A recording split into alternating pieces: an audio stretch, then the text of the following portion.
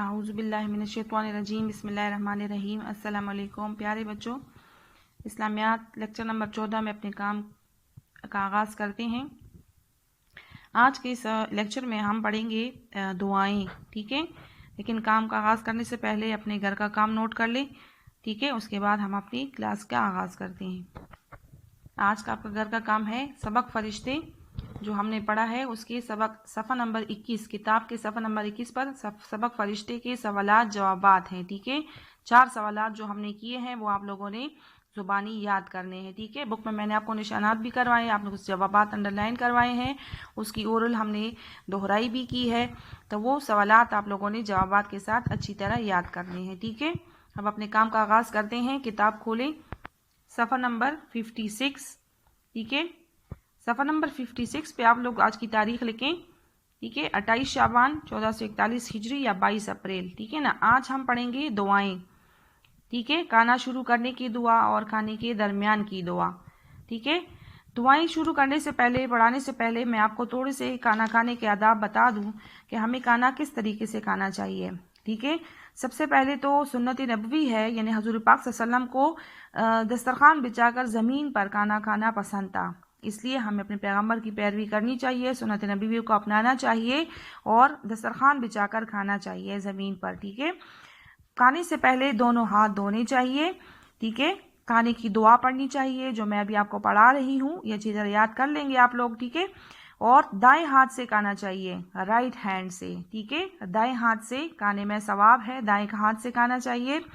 उसके बाद आप लोग डिश आपके सामने पड़ी होती है तो आप प्लेट में थोड़ा सा खाना निकालें ताकि खाना ज़ाया ना हो, ठीक है। प्लेट को अच्छी तरह भरना नहीं चाहिए कि खाना आप लोग जितनी आपकी ज़रूरत हो, जितना आपको महसूस हो, फिर दोबारा भी आप डाल सकते हैं। तो खाना थोड़ा सा प्लेट में निकालना चाहिए ताकि खाना ज़ाया ना हो। अच्छा, इसके अलावा आप प्लेट, जब आप अपने लिए प्लेट में खाना डालें तो अपने सामने के हिस्से से खाना चाहिए, ठीक है। इधर उधर से या दूसरों के सामने से नहीं खाना चाहिए, एक बुरी आदत है, ठीक है। तो अच्छी आदत ये है कि आप खाना अपने सामने से खाएं, ठीक है। फिर दूसरी बात कि आप लोगों को खाने में ऐब नहीं निकालनी चाहिए। ऐब का मतलब क्या है कि उसमें नुक्स नहीं निकालना चाहिए कि अच्छा खाना अच्छा नहीं बना या मुझे ये पसंद नहीं है, या इस तरह की बातें नहीं करनी चाहिए, क्योंकि ये रिस्क है और उसमें कीड़े निकालना, उसमें ऐब निकालना, उसमें नुक्स निकालना, ये फिर अल्लाह की नाशुक्री है, ठीक है। तो हमें हर तरह के खाने पर अल्लाह का शुक्र अदा करके उसे खाना चाहिए। खाने के दौरान बातें नहीं करनी चाहिए, खामोशी से खाना चाहिए, ठीक है। ये खाने के कुछ आदाब है। खाना ख़त्म करने के बाद प्लेट को अच्छी तरह साफ़ करना चाहिए, ठीक है, क्योंकि साफ़ करना सवाब है। और जिस प्लेट में, जिस बर्तन में आप खाना खाते हैं, वो प्लेट या वो बर्तन जो है वो आपके लिए मग़फ़िरत की दुआ करता है, इसलिए अपने बर्तन को, प्लेट को अच्छी तरह साफ़ करना चाहिए, ठीक है। खाना ख़त्म करने के बाद भी हाथ धोने चाहिए और मुंह साफ़ करना चाहिए, कुली करनी चाहिए, ठीक है। मुंह में पानी डालना चाहिए, दुआ पढ़नी चाहिए, जो हम दूसरे वाले लेक्चर में, फिर इसके बाद वाले लेक्चर में हम पढ़ेंगे खाने के बाद की दुआ, ठीक है। तो ये खाने के कुछ आदाब हैं, इन बातों को मद्देनज़र रखकर आप लोग खाना खाएं ज़मीन पर दस्तरखान बिछाकर, ठीक है। हाथ धोने चाहिए, खाने के दरमियान बातें नहीं करनी चाहिए, खाने में नुक्स नहीं निकालने चाहिए, ठीक है। दाएं हाथ से, ये बात ज़्यादा याद रखें, दाएं हाथ से खाना चाहिए, खामोशी से खाना चाहिए और खाना ख़त्म करने के बाद प्लेट को अच्छी तरह साफ़ करना चाहिए। ज़रूरत के मुताबिक प्लेट में खाना डालना चाहिए ताकि खाना ज़ाया ना हो, ठीक है। खाना ख़त्म करने के बाद प्लेट अच्छी तरह साफ़ करना चाहिए और अल्लाह ताला का शुक्र अदा करना चाहिए। खाने के बाद की दुआ पढ़नी चाहिए, हाथ धोने चाहिए, ठीक है। चलिए अब शुरू करते हैं। बिस्मिल्लाहिर्रहमानिर्रहीम। खाना शुरू करने की दुआ। सफ़ा नंबर आप लोगों ने निकाला होगा 56, 56, ठीक है। खाना शुरू करने की दुआ। बिस्मिल्लाहि वाला बरकतिल्लाह, बिस्मिल्लाहि वाला बरकतिल्लाह। बरकतिल्लाह भी आप पढ़ सकते हैं क्योंकि ख़त्म हो गया यहाँ पे, और बरकतिल्लाह भी पढ़ सकते हैं। बिस्मिल्लाहि वाला बरकतिल्लाह। इसके साथ देखिए नीचे तर्जुमा भी लिखा है, मैंने अल्लाह के नाम के साथ और इसकी बरकत के साथ खाना शुरू किया। ठीक है, जैसे हमने शुरू में पढ़ा था कि हमें हर काम अल्लाह के नाम से शुरू करना चाहिए। ठीक है, अल्लाह के नाम से खाना शुरू करेंगे तो उसमें हमारे लिए बरकत होगी, वो खाना हमारे लिए मुफीद होगा, फ़ायदामंद होगा। खाना शुरू करने की दुआ, बिस्मिल्लाह वाला बरकतिल्लाह। खाना शुरू करने की दुआ, बिस्मिल्लाह वाला बरकतिल्लाह।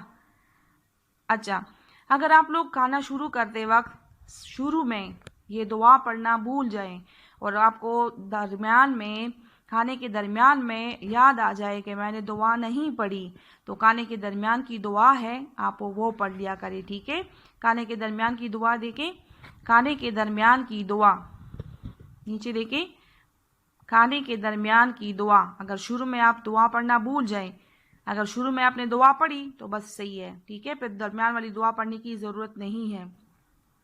लेकिन अगर आपने शुरू में दुआ नहीं पढ़ी और दरमियान में आपको याद आ जाए कि मैंने दुआ नहीं पढ़ी, तो फिर आप लोग ये दरमियान वाली दुआ इस तरह पढ़ेंगे, बिस्मिल्लाह अव्वलहू व आखिरहू, बिस्मिल्लाह अव्वलहू व आखिरहू, बिस्मिल्लाह अव्वलहू व आखिरहू। तर्जुमा इसका क्या है? मैंने इसके अव्वल और आखिर में अल्लाह का नाम लिया, यानी शुरू में जो मैं अल्लाह का नाम भूल गया था तो इस खाने के शुरू में और इसके आखिर में भी मैं अल्लाह का नाम लेता हूँ। ठीक है, खाने के दरमियान की दुआ, बिस्मिल्लाह अव्वलहू व आखिरहू। खाने के दरमियान की दुआ, बिस्मिल्लाह अव्वलहू व आखिरहू। जब हम खाना शुरू करते हैं बच्चे और हम दुआ नहीं पढ़ते तो शैतान हमारे साथ खाने में शामिल हो जाता है। ठीक है, हमारे खाने में बरकत नहीं होती, वो हमारे जिस्म के लिए फिर अच्छा नहीं होता।